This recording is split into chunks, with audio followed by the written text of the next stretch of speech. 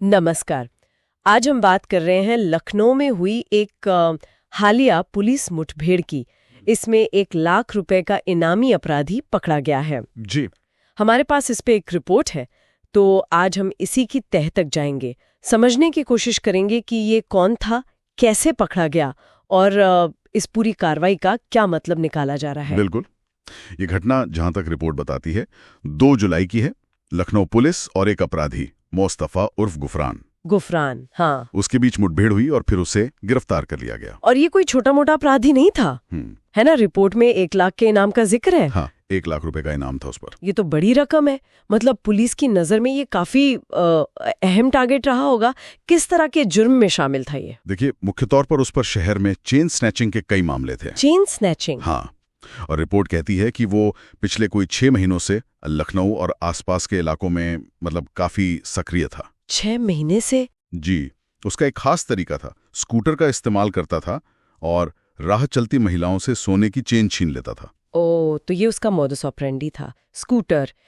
6 महीने तक शहर में इस तरह सक्रिय रहना पुलिस के लिए तो ये बड़ी चुनौती रही होगी। बिल्कुल चुनौती थी।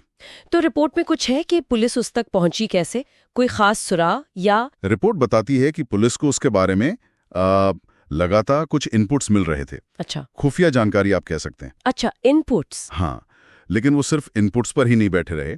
एक बाकायदा जमीनी अभियान भी चलाया गया। जमीनी अभियान मतलब नगर निगम के इलाके, जो जरूरी चौराहे हैं, रिहायशी बस्तियां हैं, सब जगह छानबीन की गई। अच्छा, तो ये सिर्फ मुखबिरों की बात नहीं थी, बल्कि प्रॉपर फील्ड वर्क किया गया। हाँ बिल्कुल, इसे ही हम फील्ड इंटेलिजेंस कह सकते हैं। और साथ में उनका अपना लोकल नेटवर्क जो होता है, इन दोनों का तालमेल। रिपोर्ट इसी को पुलिस की कामयाबी का एक बड़ा फैक्टर बता रही है। सही। और काफी मशक्कत के बाद रात के वक्त करीब 11 बजे उसे राजाजी नगर मेडिकल चौराहा के पास देखा गया। ओके, रात 11 बजे। और फिर क्या हुआ, सीधे पकड़ लिया या मुठभेड़ हुई? नहीं, सीधे गिरफ्तारी नहीं हुई। रिपोर्ट के मुताबिक जब पुलिस टीम ने उसे रोकने की कोशिश की तो उसने पहले फायरिंग कर दी पुलिस पे। ओह, उसने पहले गोली चलाई? जी, तो जाहिर है पुलिस को भी फिर जवाबी कार्रवाई करनी पड़ी। और उसी में वो घायल हुआ होगा। हाँ, जवाबी फायरिंग में वो गंभीर रूप से घायल हो गया, जिसके बाद ही उसे काबू में किया जा सका और गिरफ्तार किया गया। ये जानना भी जरूरी है कि उसके पास से मिला क्या। हाँ, ये जरूरी है। उसके पास से 4 सोने की चेन बरामद हुई हैं। 4 चेन? हाँ, अंदाजा यही है कि ये वही चेन होंगी जो उसने हाल ही में छीनी होंगी शायद। और साथ में एक देसी पिस्तौल भी मिली है। देसी पिस्तौल? हाँ। जिससे शायद उसने फायरिंग की होगी। जी, लगता तो यही है। कार्रवाई को किस तरह से देख रही है? क्या ये बस एक और अपराधी का पकड़ा जाना है? नहीं, रिपोर्ट इसे सिर्फ एक रूटीन गिरफ्तारी की तरह नहीं देख रही।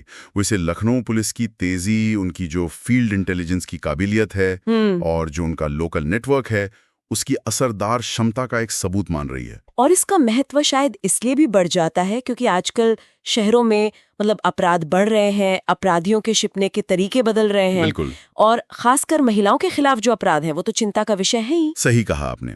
रिपोर्ट इसी ओर इशारा कर रही है। ये गिरफ्तारी एक तरह से दिखाती है कि शहरी इलाकों में पुलिस कितनी सक्रिय है और अपराध रोकने की कोशिश कर रही है।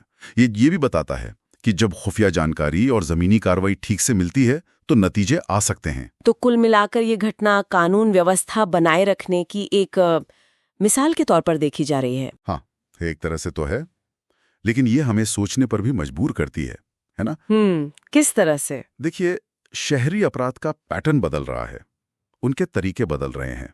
तो ऐसे में पुलिस की सक्रियता, उनका खुफिया तंत्र, ये कितना जरूरी है, ये तो साफ है। हाँ, ये तो है। पर सवाल ये भी उठता है कि आगे क्या? सही कहा। भविष्य में ऐसी घटनाओं को रोकने के लिए पुलिस अपनी रणनीति में और क्या बेहतर कर सकती है?